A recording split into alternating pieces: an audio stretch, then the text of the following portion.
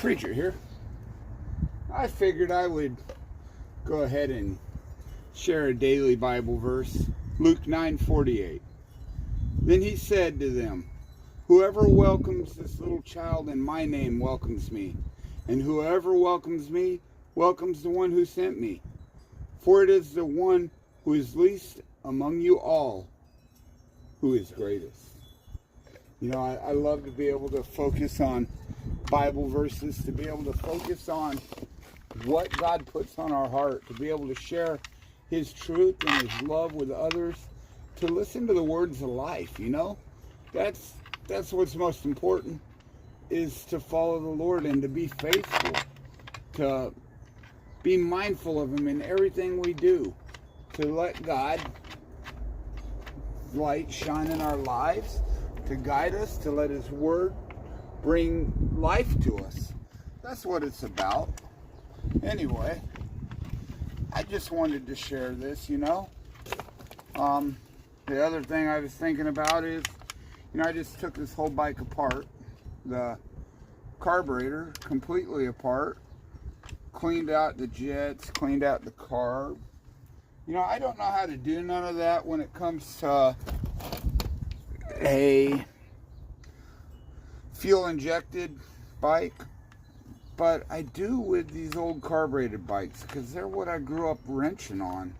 And I started thinking, man, these guys nowadays, they probably don't know what it means to wrench on their own bikes. And I think rebuilding carburetors is probably becoming a lost art.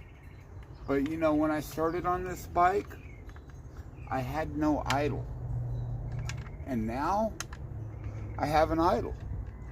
And I mean, the bike runs, it holds its own, you know, and that's important. So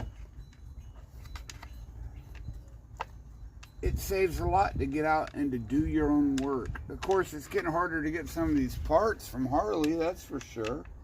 But get out, ride, wrench, enjoy, learn how to work on your bikes. Saves you a lot in the long run.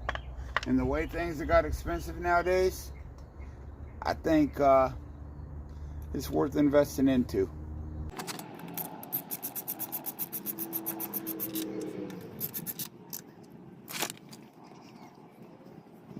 I always like to hand start everything. When you hand start everything, it kind of makes sure that you're not going to strip it out. The only thing you got to be careful about when you pull these carbs apart is that choke cable in the rear, especially if you haven't done a choke cable relocation. I broke the tip of mine just now, my choke cable, but that's okay. I can make it work. It's no big deal. I will probably have a new carburetor here in a day or so.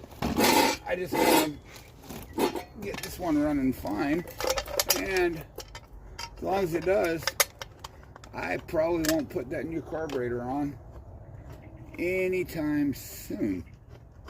I might run this one for a little while and make sure I can get some of the upgrades I want to get for the new carburetor. Or maybe have it jetted and ready for if I put slip-ons and a better breathing air cleaner, which I'm always in favor of a better breathing air cleaner. What did I do with that 5/8?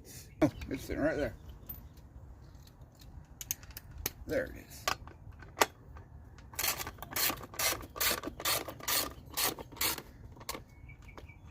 Man, sometimes it seems like the steps just to put an air cleaner on these Harleys are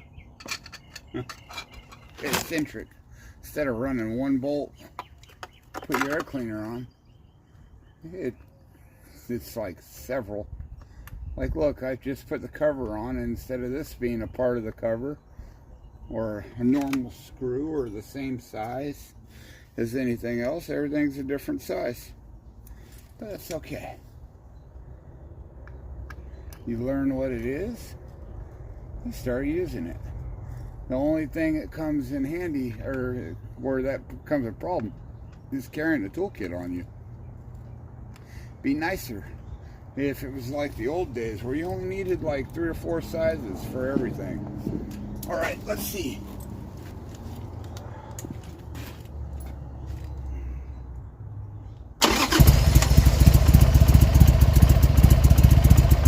And I have an idle. And that, I think, will work. You guys be blessed. All right, time to test ride her, to take her out to see how these are gonna work out.